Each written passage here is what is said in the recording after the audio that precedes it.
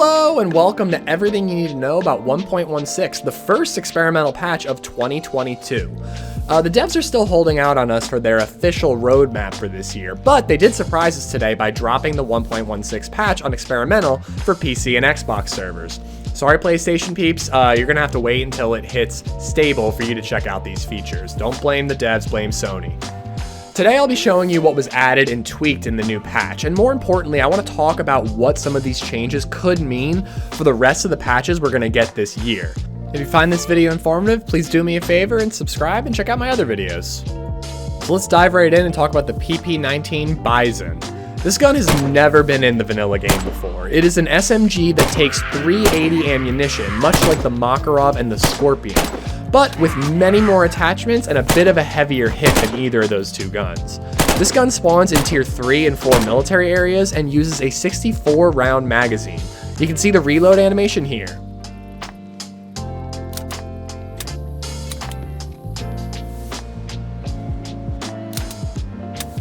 The gun takes a lot of attachments. Much like other 380 guns, it uses the pistol suppressor, but it can also take any AK optic, like the Cobra sight, the Kashtan sight, the PSO-1 and 1-1 optics, and the AK night vision scope. The gun can fire in single or full auto modes and has a bit of recoil if you're doing a mag dump.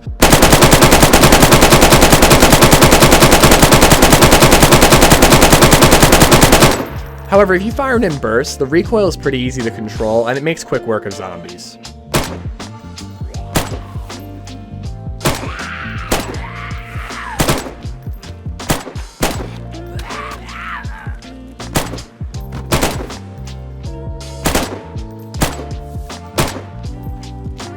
This gun takes up 4x6 24 inventory slots, the same size as the Baby AK, the Baby AUG, UMP, and the FAMAS, so it can fit in hunting or military jackets and pants. Definitely not the most exciting gun we've ever had added to the game, but it is nice to have something brand new that wasn't even in the legacy engine pre-.63.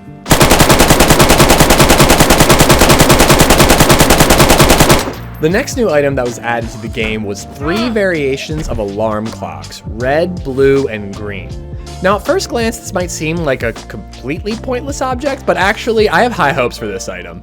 Not necessarily for 1.16 itself, but for what could come for the rest of the year. It appears that the alarm clock is intended to be used as a distraction for zombies. It's spring-loaded, so no need for a battery. You set the alarm by holding left mouse button and rotating the thinnest dial to the time that you want, and by pressing the left mouse button to actually activate the alarm. Once set, the clock will tick away and will sound when the time is right. I tested it a little bit and it does attract some zombie attention, but not as well as I'd really have hoped for.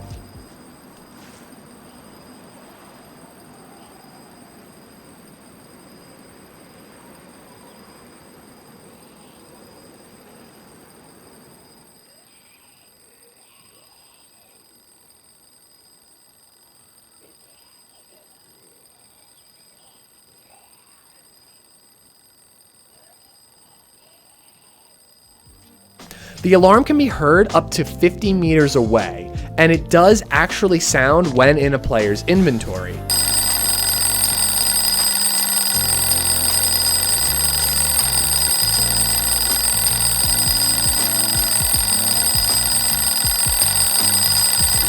So I don't know, maybe next time you've got yourself a hostage, you could tie them up and put an activated alarm clock in their inventory. You could force them to sneak out of a zombie-infested area with a time limit before the alarm clock goes off, attracting all the Zeds and probably killing them.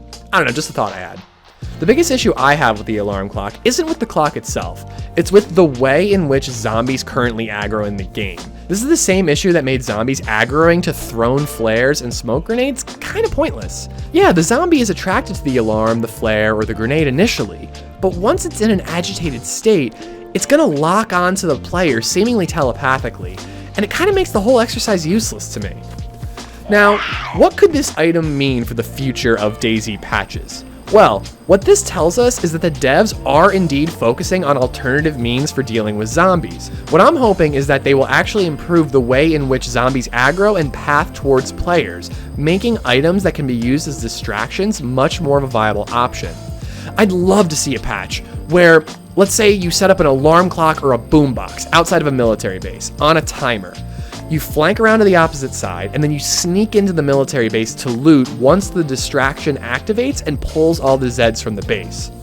Hopefully something like that is where we're going with this, but only time's gonna tell.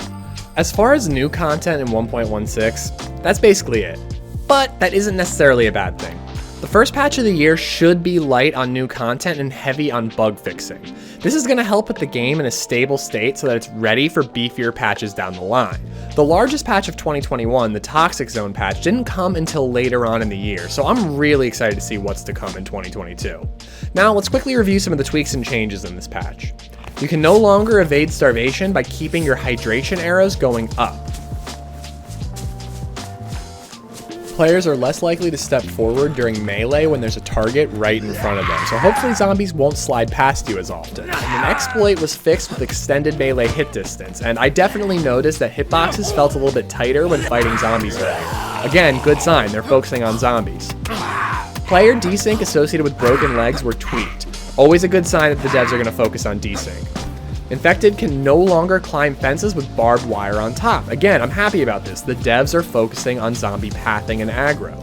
Some inconsistencies with bullet penetration in general, and specifically with the 5.56 rounds, have been tweaked, so we might be seeing some changes in damage system later this year.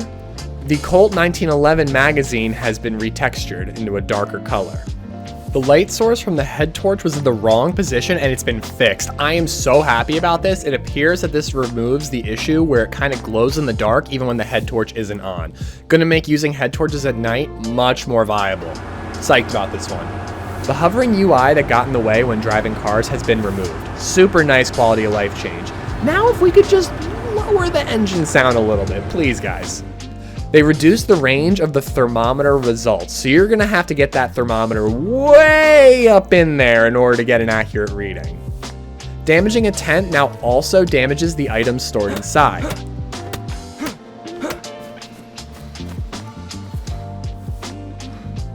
Bloody hands no longer make a character sick when drinking from a container.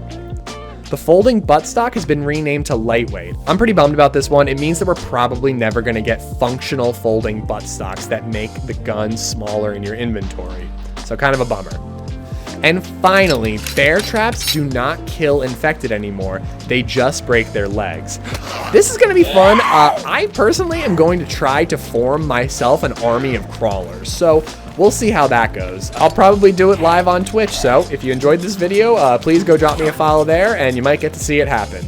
That is everything you really need to know about 1.16. I hope you enjoyed this video and found it informative. If you did, please check out my other videos. I've got a Raptor Island adventure video, part 1 of 3, coming out tomorrow, so be sure to drop a sub and check that out when it comes out. Thanks so much, and I'll see you guys next time.